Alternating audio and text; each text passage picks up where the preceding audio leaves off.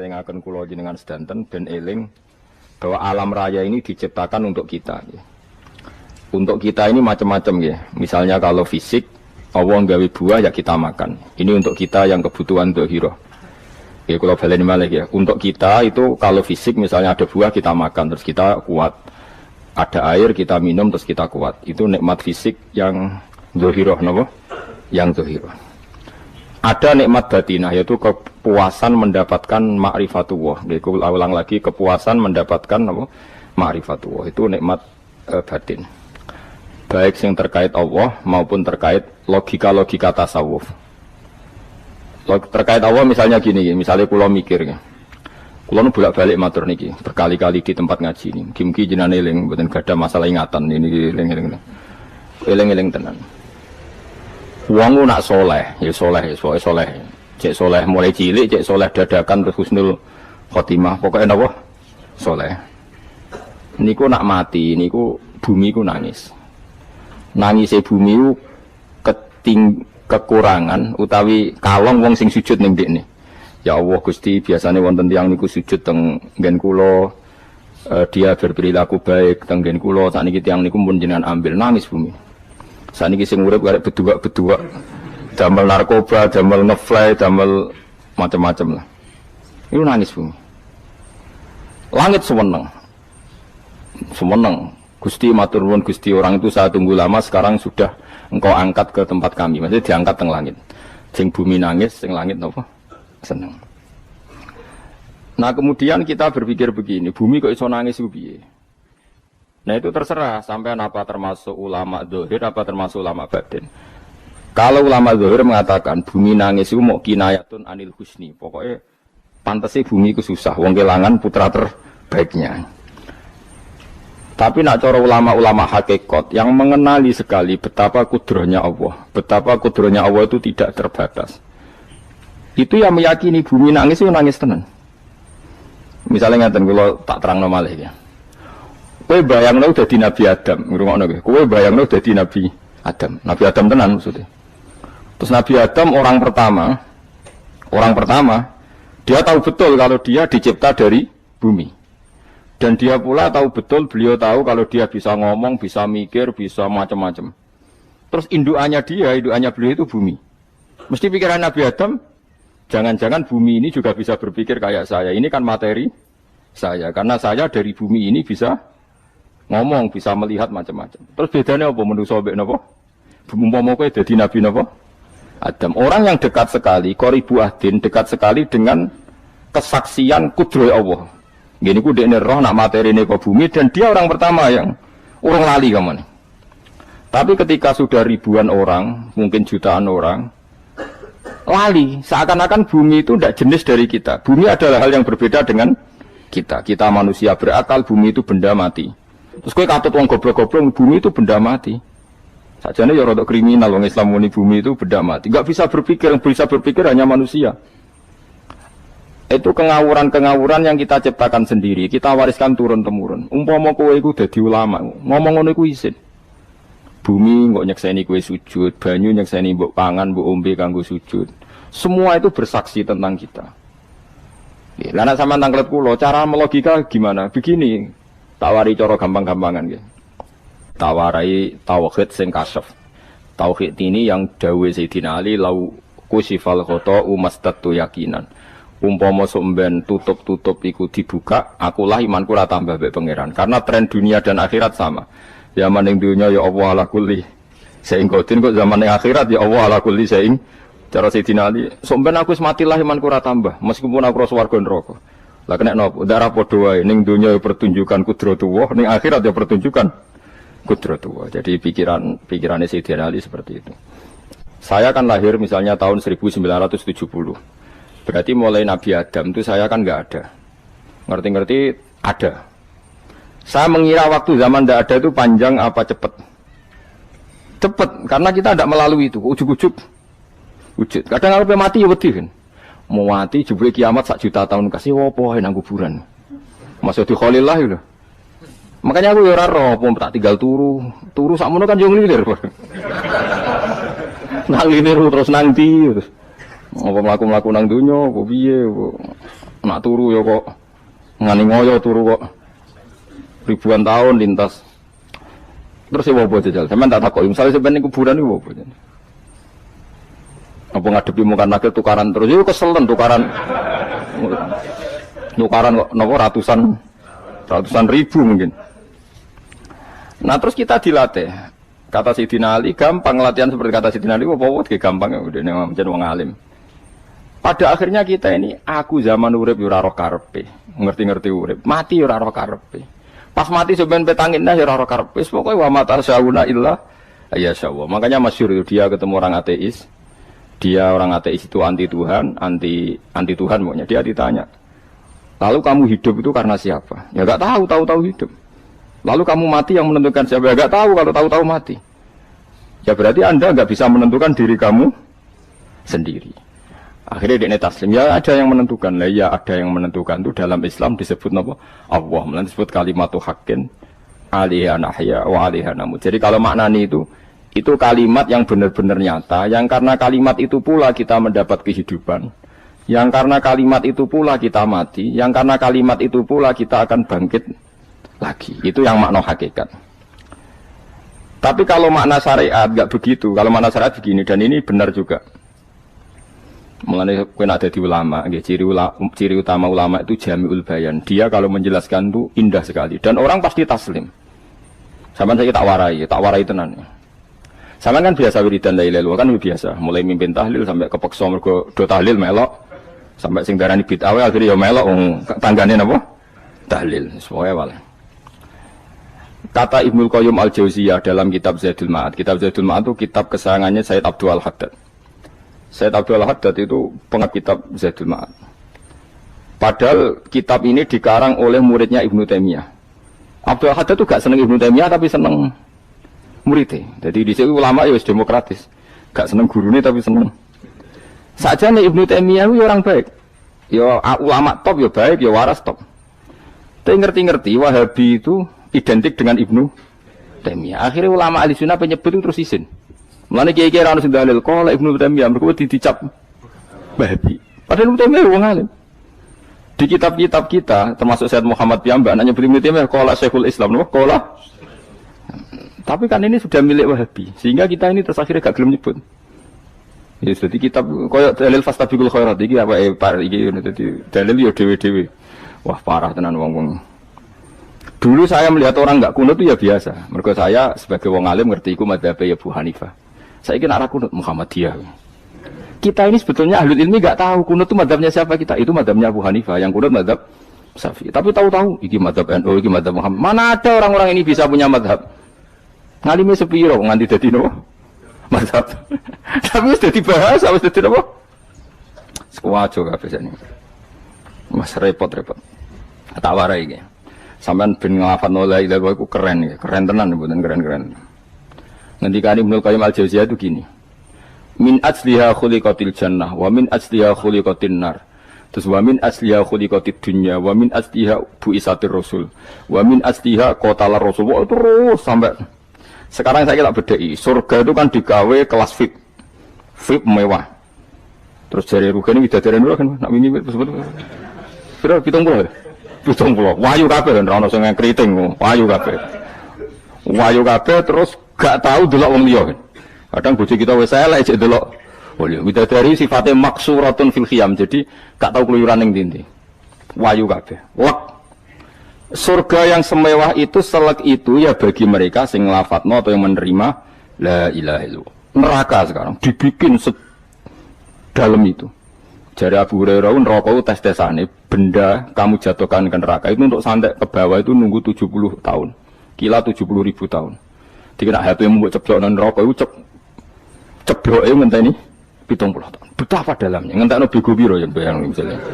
Oh itu kontraktor mana saja tidak sanggup itu disuruh ngeduk ke dalaman neraka. Iku ya mau kanggo wong sing menolak la ilaha illallah. Jadi kalimat ini luar biasa. Swarga digawe bagi yang nerima, neraka digawe ya untuk yang menolak. Ya kalimat sing kok nak tahlilan turu iku lho. Iku kalimat sing nggo alasan apa gawe swarga. Terus kalimat sing suwe-suwe sing lafadzno diarani bid'ah iku. Itu kalimat sesakral ini nasib akhir zaman iku entek. Gara-gara dilafadzno tahlilan tersangka jadi apa? Bid'ah. Dulu kalimat yang dipuja-puja penyebab surga dan neraka. Saiki kalimat itu tersangka. Mau perkara napa? Bid'ah. Wis aja melok-melok, kowe debat ya ora iso makili aku sebarno iso. Kok terusno dalan tok. Dah. Berarti la ilaha illallah itu kalimat yang surga dibikin karena itu, neraka dibikin ya karena itu. Kemudian Allah punya sunnah, lalu butuh pelatihan. Dikasihlah Allah gawe bumi.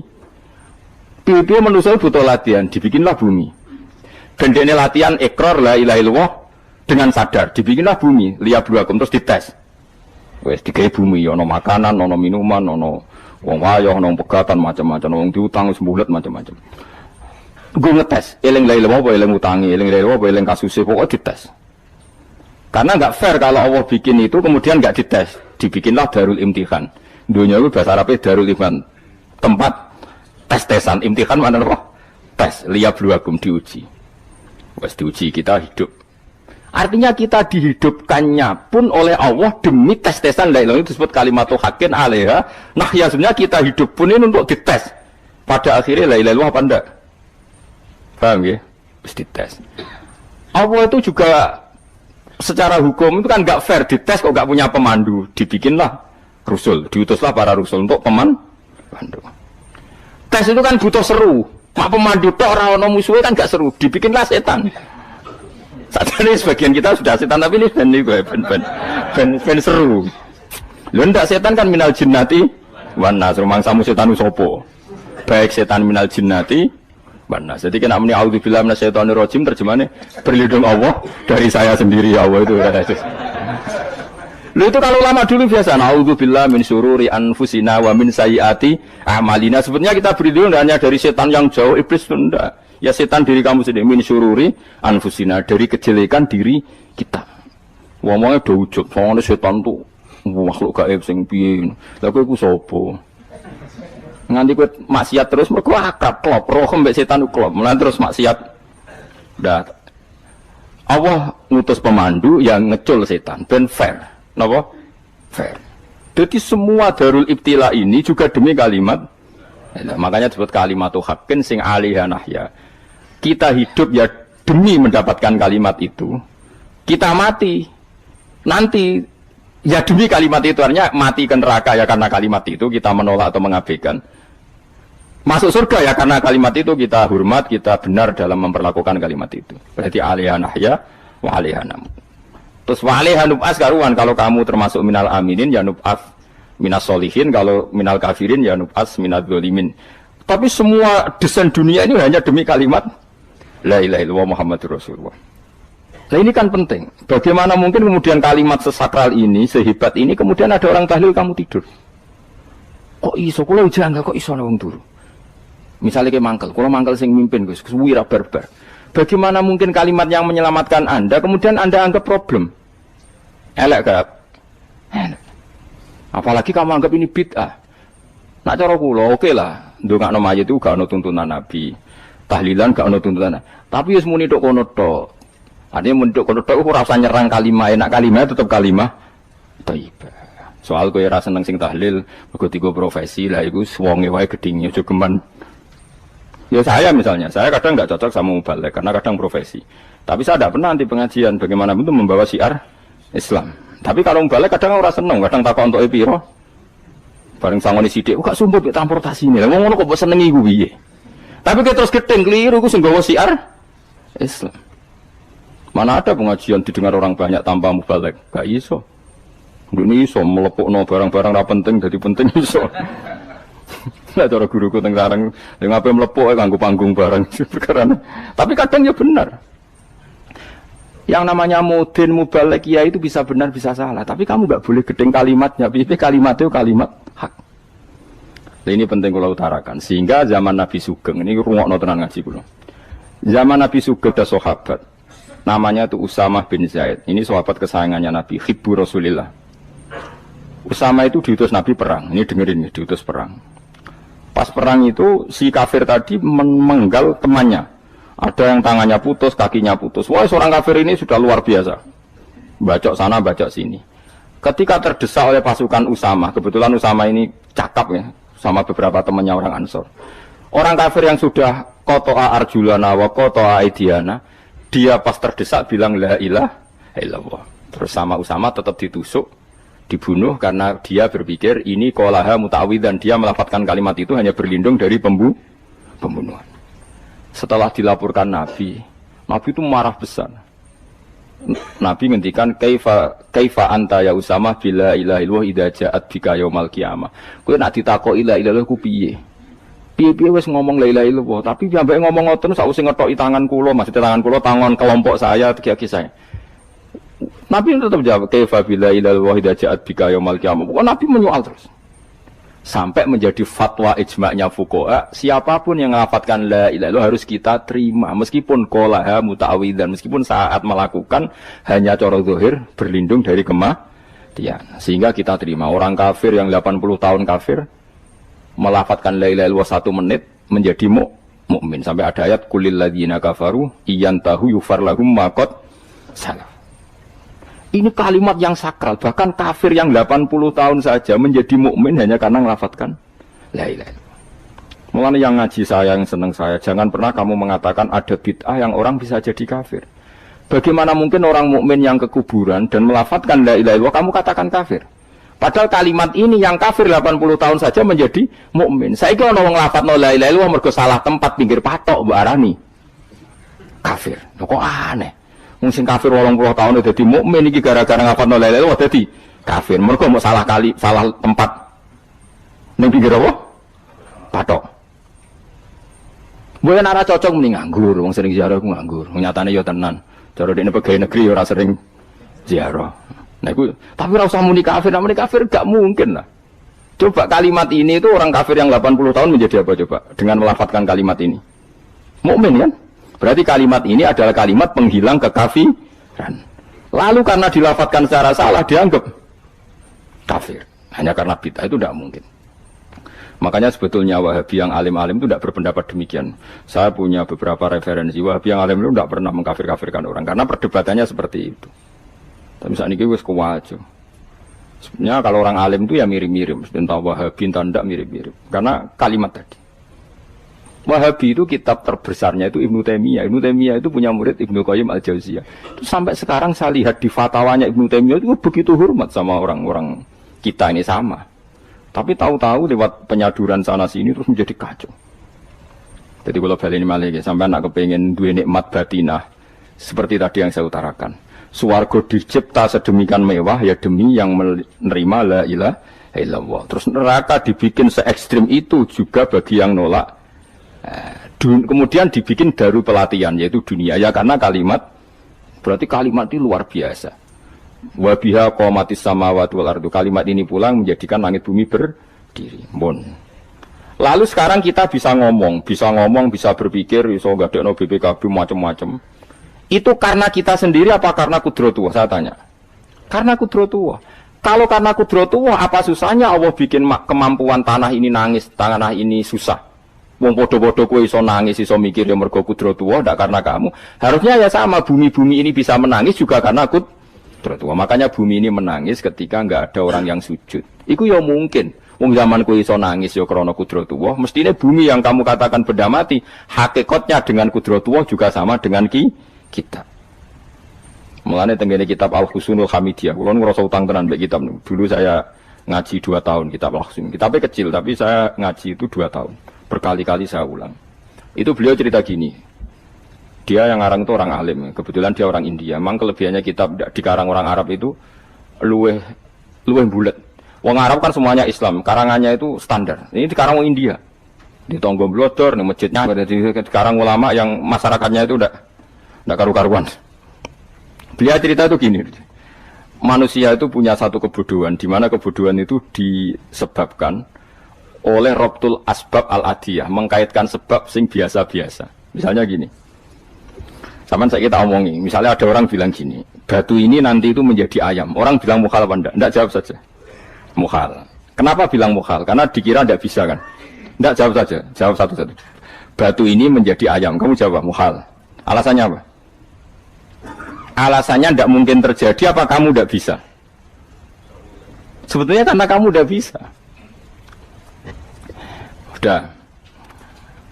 Lau ukhbiro dzakar rajul. Andai kan orang itu kamu kasih tahu, klungsu ini biji asem itu, biji pohon asem itu. Nanti yang kecil ini suatu saat besar. Setelah besar buahnya banyak, tambah besar, tambah besar. Terus orang bilang mungkin. Ketika bilang mungkin itu karena dia bisa apa hanya karena menyaksikan berkali-kali ada kejadian nak klungsu ditandur, iku iso dadi gede. Coba sama jawab. Karena dia bisa apa karena hanya menyaksikan itu sering terjadi? Hanya menyaksikan. Artinya zaman dia mengatakan mungkin itu pun tidak memberi kontribusi ikut buat. Iya enggak? Tetap bergantung kudrahnya Allah. Dia hanya bilang mungkin karena sering melihat. Sebenarnya dia enggak sama sekali memberi kontribusi. Lah ya darani mungkin ya ora urun. Paham ya? Lalu kenapa dia kecangkeman terus muni wong wis mati dadi lemah gak mungkin dadi manusa meneh. Lho zaman dadi manusa sing wis ngene iki kok mani dene lara melok gawe. Terus muni mungkin mergo sering terjadi, sering roh, sering bersaksi. Berarti sebetulnya manusia itu pakai ukuran dia mampu tidak mampu apa pakai ukuran bersaksi melihat? Bersaksi. Nah ini kan problem kita sebagai manusia itu problem. Mulane disebut wa kanal insanu zaluman jahula wis goblok aja-aja. Mergo manusia itu nak wis goblok aja-aja. Makanya saya kemarin diminta ngisi di pondok kajen. Kalau sampeyan berdebat sama orang ateis atau orang komunis itu gampang saja. Dilatih begini seperti teorinya Quran. Ya nanti saya teruskan ini tak ulang lagi ya. Saya ulang lagi ya. Andai kan nggak pernah terjadi telur itu jadi ayam, nggak pernah terjadi sama sekali. Telur itu jadi ayam. Terus kamu mengasih tahu orang tadi, telur ini loh nanti jadi hewan yang hidup terus terbang. Mesti dia bilang muhal, mau benda mati kok nanti jadi benda hidup yang terbang ngalor ngidul. Berhubung sering terjadi dan dia pun tidak ikut bikin, bilang mungkin. Paham? Saya ulang lagi ya. Berarti dia bilang mungkin karena sering apa? Terjadi dan dia lihat. Andai kan pertama kali nggak ada telur sama sekali yang jadi ayam, terus pengalaman pertama di dunia belum pernah terjadi. Kamu kasih tahu telur ini nanti jadi ayam terus terbang. Orang ini bilang muhal enggak? Muhal. Berhubung sering terjadi bilang enggak? Muhal. Nah berarti kita nanti bangkit dari kubur gampang saja bagi Allah. Cuma belum pernah terjadi kamu mengatakan muhal. Nah makanya otak kita harus dibenahi. Makanya jogeman percaya ambek yang pernah kita lihat, yang sering kita lihat. Percayalah dengan akal, tapi akal waras loh ya. Cara waras itu serempet tatanannya wangil. Makanya Islam itu melatih. Kul falillahil hujjatul balighah. Misalnya begini ya, dulu kalau Gerwani atau PKI atau siapa saja lah, itu kalau melatih anak-anak TK, makanya seorang ulama harus punya kecakapan penjelasan ibanatul ahkam. Itu anak-anak kecil dilatih. Anak-anak kamu terpejam, mintalah manisan sama Allah. Ya Allah saya minta manisan, saya minta permen. Terus disuruh buka, dapat nggak anak-anak? Nggak dapat bu, wah berarti Allah nggak ada. Sekarang minta sama bu guru. Bu guru kami minta permen dikasih. Berarti yang ada bu guru bukan Tuhan gitu. Akhirnya jadi gerakan ateisme. Nah sebetulnya untuk melawan gerakan itu kita harus melatih begini misalnya gini. Saya itu pernah ketemu sama orang yang berpikiran komunis. Oh komunis juga. Dia nantang saya gini, Pak, pokoknya saya tidak bisa nerima konsep Tuhan. Sebelum Anda bisa menjelaskan kenapa ada Tuhan. Jadi, bocah kok elek ini. Aku ngerti aja, sak cerdas ini tetap cerdas aku yakin, tetap cerdas aku. Rasanya selain raine seram meyakinkan, tapi pikir tetap cerdas. Kalau itu kan wong Quran gitu, artinya punya pikiran panjang. Mungkin di antara orang Islam kita ini tidak punya kecakapan menjelaskan. Tapi kalau orang sering baca Quran, apalagi dia ngaji tafsir ya, yang waras maksudnya waras lah. Terus rapati seneng duit, barang ini penting ya. Kalau seneng duit, mari goblok. Yakin ulama seneng duit, mari goblok, tak jamin. Umpama alim wis kelas B, kelas C gak bisa, tahqiq gak bisa. Kalau tahu dikandani kanca kula, kula yen ambek jenengan udah saya kaca akeh. Lah kena apa? Cok seneng duit, bro. Duit wis masalah bagi ulama. Orang duwe ya masalah kan ya. Maksudnya rasa senang tapi terus gak duwe. Sekarang saya tanya, Quran itu melatih kita gini. Quran itu sederhana kalau ngelatih tauhid. Tapi orang pasti ingat. Kata Allah gini, nggak apa-apa, saya tidak Tuhan, nggak apa-apa. Kamu yang Tuhan. Tapi buktikan kalau kamu Tuhan. Caranya gini. Am khalaqus samawati wal ardi. Ya nggak apa-apa, kamu yang Tuhan nggak apa-apa. Tapi buktikan kalau kamu menciptakan langit, bumi. Mereka pasti ikrar. Ya tidak mungkin saya menciptakan bumi. Saya lahir sudah ada bumi. Yesus lahir sudah ada bumi, enggak mungkin Tuhan. Terus Tuhan membuat pertanyaan kedua, am khuliqu min ghairi syai'in. Ya sudah, kalau saya ada Tuhan lalu nggak ada Tuhan, berarti alam raya ini tercipta oleh sesuatu yang nggak ada.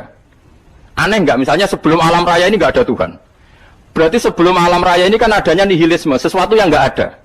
Kemudian sesuatu yang nggak ada ini menjadi penyebab sesuatu yang ada. Aneh nggak? Menurut saya aneh. Sesuatu yang nggak ada itu mestinya kan nggak bisa ngelabeti, nggak bisa berfungsi, nggak bisa ada gunanya. Wong jenenge ra ono ku ora marai apa-apa. Ora ono kok dadi sebab. Sesuatu yang menjadi sebab itu yang wujud apa yang nggak ada? Yang wujud. Sak takoki. Lah kalau nggak ada Tuhan berarti alam raya ini lalu sebabnya apa? Ya dari ketiadaan, lalu tiada itu menjadi sebab. Yang tiada kok jadi sebab tekem lho. Mikir. Di mana-mana yang sebab itu harus barang yang wujud, nggak boleh tiada kok jadi sebab. Ini kan jadi aneh, sesuatu yang tiada menyebabkan sesuatu yang ada. Terus dia bilang, ya pokoknya ronde ini kalah, tapi kamu tak pikir ya, pikir nganti mati temenang aku ini ngono. Makanya sebetulnya dalam ilmu mantek, pertama itu kita tidak harus iman Tuhan itu namanya Allah, tidak harus. Makanya pertama dikenalkan, sementing kenal Tuhan itu ada dulu. Disebut zat sing wajibil wujud, belum disebut namanya Allah. Allah itu disebut nama Islam, itu paham ya? Saya ulang lagi, Allah disebut itu nama Islam. Tapi kalau penemuan akal hanya sampai kita ini butuh zat sing wajibil wujud, sing menjadi penyebab semua alam raya ini. Di bahasa Arab disebut musabbibul asbab. Belum menyebut Allah musabbibul asbab. Islam pun pertama Iqra turun ya gak nyebut Allah. Iqra bismi rabbikal ladzi khalaq, khalaqal insana min 'alaq. Iqra wa rabbuka. Tuhan itu siapa? Yang mencipta. Nah, yang mencipta ini oleh syariat Islam disebut apa? Tapi dalam logika yang penting kowe kenal sik ana musabbibil asbab. Pastikan bahwa alam raya ini yang wujud pasti disebabkan sesuatu yang ada. Enggak boleh barang wujud kok diciptakan oleh sesuatu yang tidak ada. Yang gendeng ora barbar barang ra ono mbok sifati al-khaliq. Sing gawe langit bumi apa? Pencipta. Penciptane apa? Sesuatu yang tidak ada. Kowe ikhlas dutek ngono kowe ikhlas ta ora? Gak kowe ikhlas ta ora dutek ngono kowe ikhlas ta. Kowe gelem dadi bodho niku. Gelem kan? Mboten. Nah, nikmat ngono jenenge nikmat batin. Mulane sing suwenang mbek kalimat la ilaha illallah. Wis ana sing bid'ahno Allah iku wong nganggur wis beno sak uni-unine. Tapi kadang memang kita berlebihan. Tahlilan rabar-bar matang puluh dina ini rabar-bar. Muka alasan wis disangoni akeh tahlil sedih lho sakake penggemar sing keselen sing rantuk sangu ya butuh cepet. Mulane cara kula niki penting kula utaren nggih. Kowe nek ora cocok tahlilan 40 dina wis ngomong ae kira cocok model harinya. Tapi ki aja menolak kalimat la ilaha illallah iku disifati Kanjeng Nabi kalimat thayyibah. Wong Nabi wis nyifati thayyibah, kalimat yang suci kok nyifati bid. Tak soal kira cocok wong sebut. Misalnya kamu bilang saja wong mati wis sangu amale lha apa didongakno barang. Nek kowe pengen ndonga ora usah ndonga. Wis ora usah biasa wae. Kula lah mbok dongakno ora seneng. Gak meyakinkan.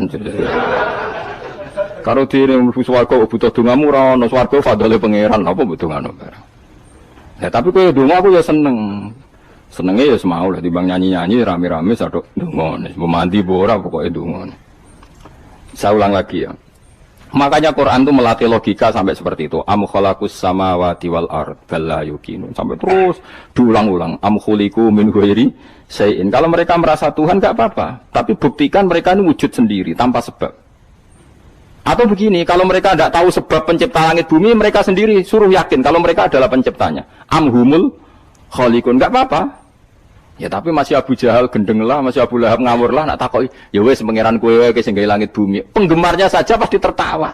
Mosok Abu Lahab darani pencipta langit bumi, wong lahir ning bumi. Tapi Quran oleh nggo jawab, am khalaqus samawati wal ardo. Apakah mereka menciptakan langit bumi? Bala yuqinun, mereka pun tidak pernah yakin. Jadi itu pangeran. Makanya di mana-mana orang alim itu suka debat. Karena pangeran sendiri kalau menjelaskan kebenaran seringnya juga nantang debat. Kata Allah, "Qul ara'aytum ma tad'una min dunillah aruni madza khalaqu minal ardi am lahum syirkun fis samawat." Enggak apa-apa mereka Tuhan kata Allah, tapi buktikan zaman langit diciptakan mereka memberi kontribusi apa? Apa urun bego, apa urun cagak, apa piye lah pas aku gawe langit iku dekne urun apa jare am lahum syirkun fis samawat. Misale urun apa lah? Urun tol, urun apa lah. Itu pangeran. Mereka kan pasti menjawab enggak.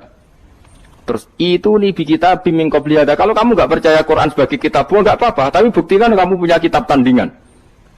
Enggak, mereka enggak punya juga. Atau gini, enggak usah Quran, enggak usah sakralan. Au atharatim min ilmin, atau kajian ilmiah yang membuktikan bahwa Yesus itu Tuhan, atau yang membuktikan bahwa berhala itu Tuhan. In kuntum shodiqin, enggak apa-apa kalau kamu benar, buktikan. Nah itu makanya semua nabi itu punya kecerdasan, karena tadi nabi kadung nantang itu nih bi kita bimbing qabli hada au atharatim min ilmin in kuntum shodiqin. Tapi sekarang orang alim soleh itu jarang. Yang ngono anggere wong soleh rapati ngalim, anggere sing alim biasanya rapati soleh. Lah kula itu masuk rontok-rontok ya isih rontok soleh ya rontok, tapi lumayan masih menjaga hujjatullah tadi.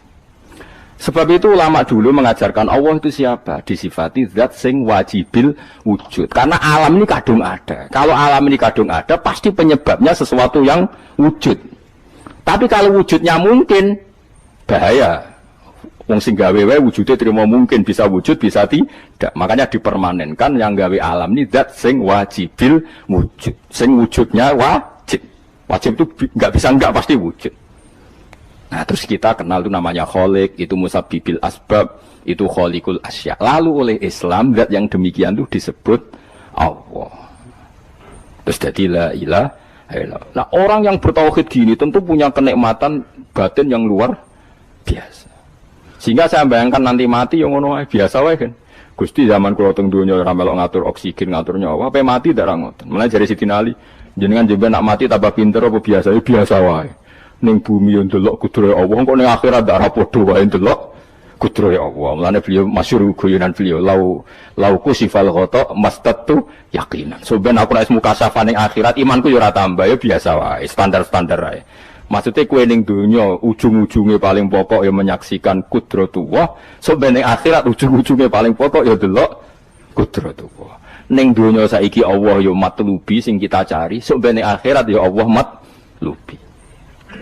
Paham ya? Artinya hukum dunia dan akhirat itu sama. Kita di dunia golek ridhanya Allah, ning akhirat ya golek napa? Ridhanya Allah. Lah soal kecil itu, tapi ning akhirat ta masalah Gus pun rokok masalah, diutang ditagih yo masalah, kere suwi ku yo masalah. Ya biasa jenenge makhluk anane masalah. Sing ora oleh di masalah ku pangeran. Pangeran jedure masalah. Biasa wae. Lah makanya kula suwun nggih aja geman gedeng ulama. BP ulama iku sing iso nerangno. Mulane ngendikane ulama-ulama iku kemampuan Quran wal kitabil mubin. Kitab sing mampu memberi penjelasan iku sing iso maris iku ulama. Coba sampean semenjak ngaji saya inilah contoh paling gampang. Sampean ngapalno la ilaha illallah itu kan kelihatan biasa. Biasa ambek ngantuk, kadang gremeng sing mimpin tahlil macam-macam lah. Pemene nak ora barbar semacam-macam. Oke lah itu kamu gedeng manusianya enggak apa-apa. Kadang memang kelo tenan. Memang kalau tenan dekne wong sering kula takon, kula nak kiai lah, sering jejer kiai. Ku iso tahlil kan kula wani kok, ku iso tahlil sangone akeh ku sungkan nak cepet. Kowe goblok kemlen seneng sing iso bulbet nek mangkel wong sak menambane sing kesusu. Tapi nak sing mimpin kula tetep cepet. Sing udang lain masuk sangone akeh tetep, aku tetep cepet. Kok boten nami tetep mandiin aku. Malah nak suwi malah ra mandi ya. Jadi di daerah saya itu ada mitos. Sampeyan ngerti Istanbul, Quran kecil itu, sing jarine jimat itu. Tapi jari ini, saiki diproduk teng Kudus kadang 20.000 regane. Jadi di Kliwon itu regane pinten? 20.000 itu gawe koyo kuno ngono kan. Tapi mau 20.000, ora sing asli. Nah itu sebetulnya yang asli itu hanya 5 atau 9 itu sing gawe niku jenenge Kaisar Bini yang terkenal jadul. Itu sing asli. Ya tapi anggere wong yang klaim asli, ya karek maklare lah. Tapi jelas itu dicetak masal teng Kudus, 20.000. Ke pasar Kliwon, teng kathah lah teng pundi-pundi kathah. Oh. Wong kanca kula dagangan Istanbul lu nak kolak sak-sak. Sak-sak tenan niku. Tak takon Mas. Tapi nak ngetul sitok-sitok, ora gerdia anger wong tak kei ngono, kurang ajar tenan itu. Nah itu ceritanya itu, dia itu terkenal jaduk. Singkat cerita diundang tahlil orang mati. Ya kayak Pak Khalil Bangkalan itu kan orang-orang keramat. Bilang gini, ya cung ya ngundang aku akeh cung ya bismillahirrahmanirrahim wis bapak-bapakmu sepuro pangeran. Mulai. Yang punya rumah itu mangkelnya bukan main karena disembelihno sapi. Dikira kalau disembelihno sapi kan tahlile gayeng suwi. Lama-lama gremengnya tuan rumah ini si kiai tadi dengar. Terus balik nah, ya ngene cung. Kon buktekno nak tahlilku banding wek sapine. Kon ngetok wit klopo lho kon ngetok. Ketok kon gawe timbangan. Sing sitok kon nyancangi sapi urip gudi. Sing sitok kon kosong lho. Mengapa digopo? Timbangan wit klopo ketok digo timbangan. disakseni wong akeh, malane terus tampil keramat tuh, saking wong akeh. Dekne muni bis wis jumpat sing sapi kalah. Lho bis tok jumpat mau bismillahirrahmanirrahim. Saking keramate muni bis wis jumpat. Akhirnya gue bambu munstas, gue mun tekap. Semenjak aku dekne anggere diundang kali bismillahirrahmanirrahim, wis ra gremeng wis beda. Ayo ana wong keramat. Iku wong iku sing tinggi besar iku sing gawe stamp. Ya anak putune kathah kula sing kendal nggih kathah sing nggih do rata-rata nggih penggemar kula sakniki. Saya kula ra iso ke Istanbul. Kula ndonga mbek pangeran niku gadah keramat itu keramat terangno hujjatullah. Yaitu tadi logikanya Quran. Makanya sebetulnya Quran itu pertama ngajarkan kita, enggak apa-apa mereka ngaku Tuhan, tapi kita cek apa mereka menciptakan langit bumi. Ketika ditanya mereka bilang enggak juga. Ya sudah, berarti kita ada ini tanpa sebab. Am khuliqu min ghairi syai'in, kita diciptakan tanpa sebab. Aneh juga secara akal kan, masa kita yang ada disebabkan oleh sesuatu yang tidak ada. Akhirnya kita temukan, oh penyebab itu bernama musabbibil asbab atau wajibil wujud. Lah yang itu oleh Islam disebut Allah. Kemudian itu jenenge, kalau kamu sudah sampai seperti itu, berarti kamu punya nikmat zahiratan wa batinah. Hiya al-ma'rifah, kata Imam Suyuti, nikmat batinah itu ma'rifat. Nah, ma'rifat seperti ini yang ma'rifatul anbiya, ma'rifatul ulama, ma'rifatul auliya, ma'rifat yang la tuzalziluhul fitan, yang enggak mungkin diguncang oleh fitnah karena sudah permanen. Jadi disebut sibghatullah wa man ahsanu minallahi sibghah, sudah permanen, sudah menjadi sibghah. Nah, ini insyaallah yang seperti ini yang tidak bisa diguncang oleh fitnah apapun. Ya kamu harus latihan, terus latihan. Akhirnya ya butuh pelatih. Nah, aku sing latih kowe iku mok rok saulan pisan. Setan kompetitore awur kowe terus. Lah iku masalahe. Pelatih arang-arang setane. Nah, iku ora roh, nah iku sekolah ra melo-melo nah niku. Karena dunia ben seru kan mesti ana pelatih, ana pengganggu. Lah pelatih saulan pisan penggangune aja. Tapi sekali yakin inna kaidah syaitani kana napa dhaifa. Sekali yakin wae anggere ja'al haqqu wa zaqal batil. Wis masuk awar bedino piye barang batil tetep zaqal haqq. Napa ja'al haqqu wa zaqal batil. Wis yakin itu yakin. Lan kok kandhani setan. Wis ki awar aku telus gak ngarah bisa ngalahno barang hak. Kandhani ngono. Kok setan wis ra ngantuk. Ya kok setan napa kandhani. Jadi sebetulnya ini pentingnya ulama. Jadi jangan kira tradisi ulama itu kayak dibayangkan para peneliti. Peneliti rata-rata orang kampus. Kadang-kadang penelitinya ndak ulama. Raro rasanya jadi ulama. Sebenarnya kalau di kalangan ulama biasa. Misalnya Said Abdul Haddad itu termasuk Qutbul Irsyad. Beliau biasa saja baca kitab Ibnul Qayyim. Padahal muridnya Ibnu Taimiyah. Dulu ulama itu ya biasa saja. Saya ya berkali-kali tidak kunut. Tapi bukan karena apa-apa. Ya Abu Hanifah ya nggak kunut. Ya biasa saja. Mertua mbahnya istri saya itu, keluarga sebelah kiri itu kalau sholat kunut terus sampai kabundut. Ya biasa saja ada mazhabnya. Karena kunut nazilah itu karena ada masalah. Zaman akhir masalah. Makanya beliau kunut. Terus ya nggak apa-apa. Itu ya nggak masalah. Yang masalah aku ilmunya kurang terus kecangkeman itu masalah. Wes kena kurang paham. Saya pernah ya ngaji begini di mana-mana ya. Dulu saya masih ingat sholat jenazah itu pasti di depan. Terus kita sama lihat nanti di kitab Mahali. Kenapa sholat jenazah harus di depan? Ya karena memang mulai dulu yang namanya sholat jenazah itu di depan. Mayitnya di depan. Tapi mulai dulu zaman Imam Nawawi yang terkenal yang ngarang kitab Majmu', ngarang Minhajul Thalibin itu bilang. Sebetulnya ada kaul yang mengatakan jenazah itu boleh di belakang. Piye-piye gak imam. Kok wajib kok ngarep bangun imam tapi. Masuk akal loh. Masuk akal. Tapi aja praktek. Ya mau kowe ngomong masuk akal, tapi masuk akal ora imam kok wajib kok ngarep. Coba alasannya apa? Kok iso wajib udah kok ngarep ora? Nah, sekarang terbukti di Arab Saudi. Di Arab Saudi era dulu itu setiap jenazah itu kalau sholat diletakkan di depan, dekat Ka'bah. Sikat cerita tahun 84 atau berapa, ternyata itu senjata laras panjang. Jadi senjata laras panjang dibungkus pura-pura apa? Jenazah. Setelah di depan ternyata senjata terus dipakai pembantian. Tapi ya akhirnya agak banyak korbannya, memang dilindungi Allah. Semenjak itu trauma. Sekarang tuh sampean kalau sekarang haji atau umroh kan tiap ba'dal maktubah kan harus sholat jenazah. Itu jenazahnya di kamar jenazah, enggak di depan. Artinya kan di belakang musolli apa? Di belakang yang sholat. Lah ini alhamdulillah itu zaman Imam Nawawi termasuk sudah mendiskusikan itu. Ada kemungkinan yang kita sholat itu di belakang kita. Nah, kalau di Arab Saudi semuanya dipaksa di depan, wong kaji ra sido kaji. Sing mati wae men kok ngarep. Gak sido tawaf wong. Kebeken jenazah. Lah Indonesia tok nak kaji mati piro saja. Kabeh ditakok ngarep. Ini pentingnya ulama. Dulu biasa ulama meskipun kita di Indonesia ra perlu maratekno ngono, kita takobal wa minna minkum takobal. Loh, karena saya pernah ngalami di kampung saya itu kan biasa kalau mayat itu kan ndase enggak lor, sikile ning kidul. Madhep kiblat. Mbaya gitulah orang madhep kiblat pokoknya sirahe ning lor, sikile nang gitu. Oh itu sudah berpuluh-puluh tahun, mungkin ratusan tahun sudah. Kemudian lala itu ada keadaan satu tamu itu berkeyakinan sirahe ning kidul. Di sini kan ada madzhab sebagian sirahe ning kidul, sikile ning lor. Kebetulan tamu itu keluargane. Akhirnya walhasil yuk mindah, yuk muter. Lah tonggo-tonggo kan mudine barang rawani. Serawani. Terus takok aku, Gus ini cara jenengan sepundi. Ya nanti baca-baca kon muter dhewe. Wong ini nekat ngamuk, wis kamu. Sesuai jare wong-wong.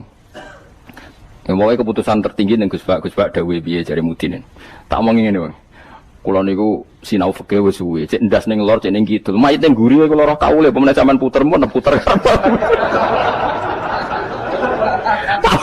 Tenang mawon ta mrene. Kula niku sinau fikih mun suwe, men ada sirah ning lor apa kidul. Mayite nggo guri kon kula roh kaule. Sakire mikir, iku Gus Pak masuk terus mikir. Ya pun Gus mun salat-salat. Jadi artinya kalau dalam khazanah Islam itu banyak sekali. Karena fikih itu masalah furu'iyah, masalah apa? Kamu gak yang kuwi iso kudu iso tenan iki tentang kalimat dari Allah tadi kudu iso tenan oleh anu tanpa ngono-ngono iku gampang. Saiki salat ghaib misalnya. Misalnya kemarin Pak Hasyim Muzadi wafat. Orangnya wafatnya di Malang. Malang wetane Jogja misalnya. Oleh gak wong Jogja salat ghaib? Oleh kan padahal mayite kok guri. Engko terus sesuk fatwa nak mayit kudu kok ngarep yang di timurnya Malang boleh salat ghaib, yang baratnya enggak boleh karena ngungkuri mayit. Gendeng aja-aja. Ibu ora usah ngono ngaji ku sing khatam, nek ora khatam ora usah kecangkeman. Mana dalilnya? Kok ora maca kitab kok kon roh. Kadang kula tak tamani, Gus dalilnya mana? Kowe ngajak bantah apa takok? Nang ngajak bantah-bantahan ora level kowe ora roh kok ngajak bantah sing roh. Lho dene sik takok dalilnya mana? Lho bantah-bantahan kok takok. Bantah-bantahan ku mestine yo khazanahnya banyak, referensinya. Bantah-bantahan kok takok. Dalile napa Gus? Lah ya kowe takok apa ngajak debat. Nak takok tak dudono, tapi kowe iku muridku ngomong takok. Lah nak debat ki aja takok, kitapem sak dus wae ku sak dus. Takok Gus takok. Iya takok. Sing apik ora usah kecangkeman ngono takok. Jadi kalau seperti itu gampang kalau furu'iyah tadi logikanya kan jenazah itu ndak imam. Kenapa sih wajib di depan wong ndak imam? Sehingga alasan di depan karena mulai dulu ulama kalau nggak ada kondisi yang luar biasa ya umumnya di depan ya kita ikut di depan. Lalu di depannya apa sirahe ning lor apa ning kidul ora tau nginceng ngono jawab ngono wis bungkusan. Wis apa? Bungkusan. Ya wis. Mulane wong ora usah kecangkeman. Nak nuruti eskal ku eskal. Misale ke salat saiki madhep kiblat. Tetap ukurannya ku pas ngadeg. Lah nak sujud ya ki madhep ndi? Ayo tak takoki. Kowe nak salat kan madhep kiblat. Ya iku ora pas ngadeg, jadi pas sujud. Yo wong umume wong madhep kiblat tapi istilahnya ngono ya madhep kiblat. Ora kok kowe gak arep fikih ngene. Salat wajib madhep kiblat, nak ngadeg, nak rukuk madhep bumi, nak sujud ora ono fikih ngono iku. Wong kok eleh ngono, cangkem kok eleh ngono. Ya ora usah ngono umume wong muni madhep kiblat ya muni madhep. Kowe ora usah kecangkeman gawe sarah. Madhep kiblat tu nak ngadeg, nak rukuk. Geneman ngono. Ngene sing apik, dadi ulama ku sing apik. Ilmune akeh tapi biasa wae. Enggak kula biasa mbek wong. Kula biasa. Kula nek jejeroken wong ora ngerti sing ulama endi ora. Lah wingi ge akad Khalil Habib Anis kula jak akad-akad mriku. Ya wong ora ro bedane ndi sing Gus Bayu kan padha wae. Tendangi wong wis padha wae. Ulama ketara nek ngomong hukum lagi ketara. Malah kadang sing ora ulama lebih meyakinkan. Nah, tapi yang berangkat rumah kotanya kok kayak mikir hukum berat. Saya kalau baleni malih. Jadi yang wajib permanen itu ma'rifatullah. Nggih napa? Ma'rifatullah. Kula suwun ma'rifatullah sing permanen. Disebut napa? Alaiha nahya wa 'alaiha namut wa 'alaiha nub'as. Nah istilah teng Quran apa inna sholati wa nusuki wa mahyaya wa mamati lillah. Kowe saiki urip iku ya ora karepmu dhewe, karep kersane Allah. Kowe mati ya ora karepmu dhewe, kersane Allah. Nak zaman kowe urip tidak dalam kendali Anda, setelah mati pun tidak dalam kendali Anda. Kowe ngerti-ngerti urip, ngerti-ngerti mati, ngerti-ngerti bangkit kau kubur. Berarti kabeh ku lillahi rabbil alamin. Ya sudah, seperti itu yang kita akan alami. Nah, lalu kita sanggup kalimat, yang kalimat ini pula kita hidup, kalimat ini pula kita mati. Itu dalam makna ilmu hakikat. Nah, makna ilmu syariat juga gampang. Aku wani urip ya mergo bela-belani la ilaha illallah. Umpama aku mati ya demi kalimat la ilaha illallah. Aja kok mati krana melok lomba terus mati. Ya mati ya berlomba dalam mempertahankan la ilaha illallah. Itu makna syariat. Nah, kita harapkan makna ini dua-duanya ada. Secara syariat kita hidup ya demi ngurip-ngurip la ilaha illallah. Disebut diilai kalimatillah. Kayak aku, mulane kula nak mulang semangat. Aku wani urip demi mulang kalimat la ilaha illallah. Aku wani mati mergo wis rumangsa sangu. La ilaha illallah itu makna syariat. Kalau makna hakikat, kowe gelem ra gelem uripmu ya mergo kersane Allah, ora mergo kersamu. Kowe gelem ra gelem matimu ya mergo Allah sing ngersakno, ora mergo kersamu. Itu disebut inna sholati wa nusuki wa mahyaya wa mamati lillahi rabbil alamin. Piye mergo hakikate wala syari kalah. Allah kalau menghendaki enggak ada yang bisa menandingi, enggak ada sekutunya. Artinya fakullu makana fi hadzal alam dunya wa ukhra kabeh kullun bi muradillah. Nah itu yang makna hakikat. Nah tapi kan enggak masalah kita punya ilmu syariat juga punya ilmu hakikat, enggak masalah. Umat ini cukup bisa menampung ilmu syariat dan hakikat. Problemnya di zaman akhir ana wong sing sok hakikat. Si bebo gendeng jadab, si bebo ra salat jare salate ning Mekah, kadang gobloke ra karuan. Lah ora goblok ya, ini Mbah Mun nak cerita kula. Wali rata-rata goblok. Lah bodoh nih kok gobloke ra karuan. Mergo dulu itu ada orang ngaku wali. Bareng Jumatan, teng mriki nak bare jam berapa Pak? Jumatan. Jam 1 ya. Ditakoki, "Mbah kok mboten Jumatan, Mbah?" Wis Jumatan ning Mekah, jeng goblok ora karuan. Ning Mekah iki jam 10, apa Jumatan mbek sapa? Itu kan ketok goblok e. Wong ra Jumatan jam 1 jare muni bar Jumatan ning Mekah. Ning Mekah ku kacak 4 jam. Berarti jam piro ning Mekah? Jam 10 sudah 10 urung. Mesti ini adekne bodoni mending engko aku Jumatan ning Mekah iku rodok pinter. Mulai wis. Lah ya Mekah be Indonesia terpaut pinten? 4 jam. Tadi mbak mboten Jumatan. Aku wis Jumatan ning Mekah. Wis. Ning Mekah jam 10. Mulane wali ku tes, anggere aneh-aneh ku tes. Engko ketok gobloke. Sing wali amatir-amatir sing ngaku-ngaku tok. Nak wong alim kan kekasih pangeran, tapi biasanya rapati keramat, tapi para pangeran. Mun adu pasot menawa wong alim kang tuntas ya. Adu pasot, tapi ora usah dijajal. Ngono tuntas tenan malah repot. Jadi paham ya kula suwun nggih. Dadi sampean menjaga agama ini wani urip ya demi kalimat la ilaha illallah. Wani mati ya demi kalimat la ilaha illallah. Iku makna syariat, makna hakikat. Nyatane kowe urip ya ora ono liya kecuali kersane Allah. Kowe nyatane mati ya ora ono liya kecuali kersane Allah. Piye-piye kita iku ora duwe apa-apa. Wa ma tasyauna illa ayyasha.